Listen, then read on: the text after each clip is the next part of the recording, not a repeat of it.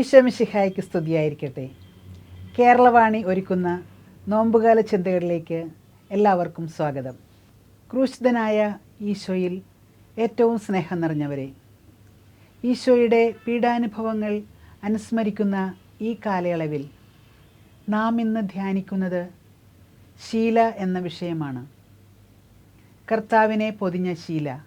വിശുദ്ധ ലൂക്കായുടെ സുവിശേഷം 24-ാം അധ്യായം 2-ാം വാക്യത്തിൽ നാം ഇങ്ങനെ വായിക്കുന്നു: പത്രോസ് എഴുന്നേറ്റ് കല്ലറയിലേക്ക് ഓടി കുനിഞ്ഞ് അകത്തേക്ക് നോക്കിയപ്പോൾ അവനെ പൊതിഞ്ഞ ശീല അഥവാ തുണി തനിയെ കിടക്കുന്നത് കണ്ടു. അതെ, ടൂർണിൽ സൂക്ഷിക്കപ്പെട്ടിരിക്കുന്ന ആ ശീല യേശുവിൻ്റെ പീഡാനുഭവത്തിൻ്റെയും കുരിശുമരണത്തിൻ്റെയും ഉയർപ്പിൻ്റെയും അടയാളമായി, രക്ഷയുടെ അടയാളമായി ഇന്നും നിലകൊള്ളുന്നു. തിരുശിരസിലേറ്റ അടികളുടെയും ചൂടിയ മുൾക്കിരീടത്തിൻ്റെയും തിരുശരീരത്തിലേറ്റ ചമ്മട്ടിയടിപ്പാടുകളുടെയും കൈകാലുകളിൽ തറയ്ക്കപ്പെട്ട ആണിപ്പാടുകളുടെയും ഛായ ഒരു ഫോട്ടോയുടെ നെഗറ്റീവ് പോലെ ഈ ശീലയിൽ പതിയപ്പെട്ടിരിക്കുന്നതിനെ ഒരു അത്ഭുത പ്രതിഭാസമായി ശാസ്ത്രം ഇന്നും വീക്ഷിക്കുന്നു. ഈശോയുടെ ജീവിതവുമായി ബന്ധപ്പെട്ട ശീല അഥവാ തുണി ആദ്യമായി നാം കാണുന്നത് കാലിത്തൊഴുത്തിലാണ്. വിശുദ്ധ ലൂക്കാ എഴുതിയ സുവിശേഷം 2-ാം അധ്യായം 12-ാം വാക്യം: മാലാഖ ഇടയന്മാരോട് പറഞ്ഞു, ദാവീദിൻ്റെ പട്ടണത്തിൽ നിങ്ങൾക്കായി ഒരു രക്ഷകൻ, കർത്താവായ ക്രിസ്തു ജനിച്ചിരിക്കുന്നു. ഇതായിരിക്കും നിങ്ങൾക്ക് അടയാളം: പിള്ളക്കച്ച കൊണ്ട് അഥവാ തുണി കൊണ്ട് പൊതിഞ്ഞ് പുൽത്തൊട്ടിയിൽ കിടത്തിയിരിക്കുന്ന ഒരു ശിശുവിനെ നിങ്ങൾ കാണും.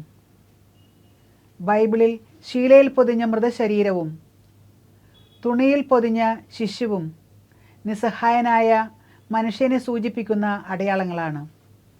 ദൈവപുത്രൻ നിസ്സഹായനായ ഒരു മനുഷ്യനായി ഈ ഭൂമിയിലേക്ക് വന്നു. പാപമൊഴികെ മറ്റെല്ലാ കാര്യങ്ങളിലും പച്ചയായ മനുഷ്യനായി ജീവിച്ചു. പീഡകൾ സഹിച്ചു മരിച്ചു. നിസ്സഹായനായി അടക്കം ചെയ്യപ്പെട്ടു. എന്നേക്കും ജീവിക്കുന്നവനായി ഉയർത്തു. മാനവകുലത്തിന് രക്ഷയേകി. പാപത്തിൻ്റെ അനന്തരഫലമായ നഗ്നതയും അപമാനവും മറയ്ക്കുവാനും ആശ്വാസമേകുവാനും ശീല അഥവാ തുണി ഉപയോഗിക്കുന്നു. കുരിശുയാത്രയിൽ ഈശോയുടെ തിരുമുഖം ഒരു ശീല ഉപയോഗിച്ച് ഒപ്പി ആശ്വസിപ്പിക്കുന്ന വെറോനിക്കയെ നാം കണ്ടുമുട്ടുന്നുണ്ട്. മനുഷ്യൻ്റെ പാപഫലമായി വികൃതമാക്കപ്പെട്ട ഈശോയുടെ തിരുമുഖ ഛായ അതിൽ പതിയുവാൻ അവിടുന്ന് തിരുമനസ്സായി. മുറിവേറ്റ തൻ്റെ ശരീരത്തെ ചേർത്ത് വെച്ച് പൊതിഞ്ഞ ശീലയിൽ തിരുഛായ പതിപ്പിച്ച് അതിനെ ലോകത്തിന് രക്ഷണീയകർമ്മത്തിൻ്റെ സാക്ഷ്യമാക്കി മാറ്റി. ക്രിസ്തുവിൻ്റെ മൗതിക ശരീരമായ തിരുസഭയോട് ചേർന്നിരിക്കുന്ന നമ്മളെല്ലാവരും രക്ഷയുടെ അടയാളങ്ങളായി മാറുവാൻ, പീഡിതർക്കും ക്ലേശിതർക്കും അപമാനിതർക്കും ആശ്വാസം പകരുന്നവരാകുവാൻ തിരുശീലയുടെ ധ്യാനം നമ്മെ സഹായിക്കട്ടെ. ആമേൻ.